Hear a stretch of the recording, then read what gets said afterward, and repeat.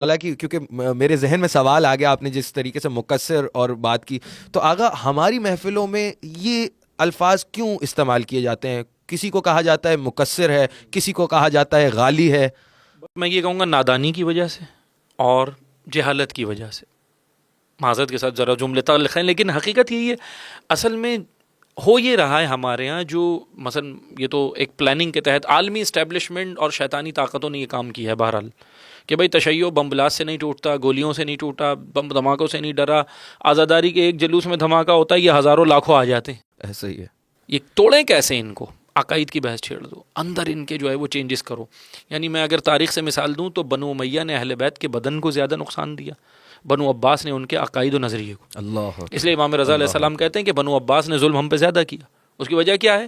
M, مقصد کو جو ٹھیس۔ اب ہوا یہ کہ تشیع کے اندر یہی کام ہوا کہ بھائی اب ان کو جو ہے نا آپس میں ذرا وہ کرو، عالمی پلاننگ کے تحت ہوا۔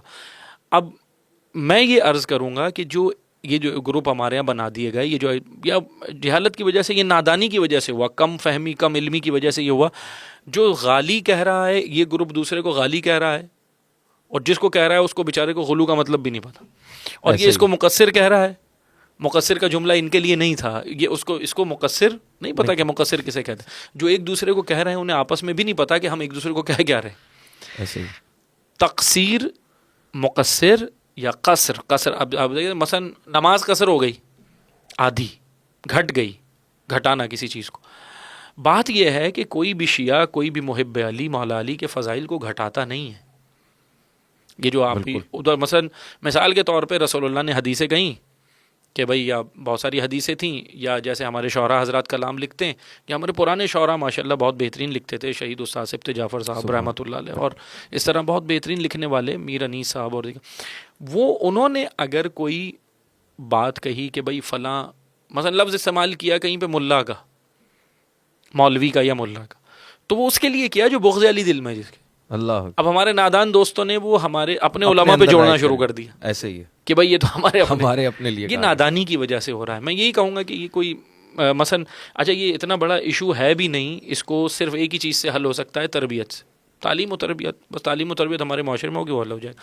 اب بہرحال میں یہی کہوں گا کہ دیکھیں مقصر میں تو اس کو کہتا ہوں، میں اب اس میں تھوڑے ایڈیشن کر دیتا ہوں، مقصر میں اس کو کہتا ہوں جو مولا علی کے فضائل کو گھٹائے، اور اس کو بھی کہتا ہوں جو مولا علی کے فضائل چرائے۔ اللہ اکبر، اللہ اکبر، اللہ اکبر۔ چرانا بھی نہیں ہے، یعنی مثال کے طور پہ امیر المؤمنین کا لقب بعض معصومین سے روایت ہے، رسول اللہ نے کہا، بعض معصومین نے کہا، امام صادق علیہ السلام سے پوچھا کہ 12ویں ظہور کریں گے، امام حضرت قائم ظہور کریں گے، کیا ہم انہیں امیر المؤمنین کہہ سکتے ہیں؟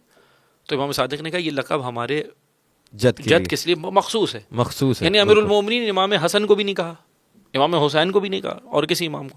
کچھ چیزیں جب اللہ نے مخصوص کر دی ہیں کسی ہستی کے ساتھ تو وہ پھر آپ کہیں بھی اٹھا کے لگائیں وہ فٹ نہیں آتی۔ بلکہ میں نے ایک مثال دی ہے کئی جگہ پہ کہ فضائل علی اس طرح ہیں، فضائل علی ایک ایز اے قمیض ایک مثال، لیکن ہے جیسے ہم یہ قمیض پہنے ہوئے ہیں، زیب تن کیے ہوئے ہیں، مولا علی کے فضائل کی قمیض بنائی اللہ نے ہے اور وجود علی پہ چڑھائی بھی اللہ نے۔ اللہ اکبر۔ اب یہ قمیض کسی اور کو فٹ نہیں آئے گی۔ سبحان اللہ، سبحان اللہ۔ یہ میں ایک مثال دیتا ہوں اکثر کہ ایک چھوٹا بچہ ہے، اس کو آپ چھوٹے بچے کو 6 فٹ کے آدمی کی قمیض پہنا ہے تو ہوگا پتہ ہے کیا؟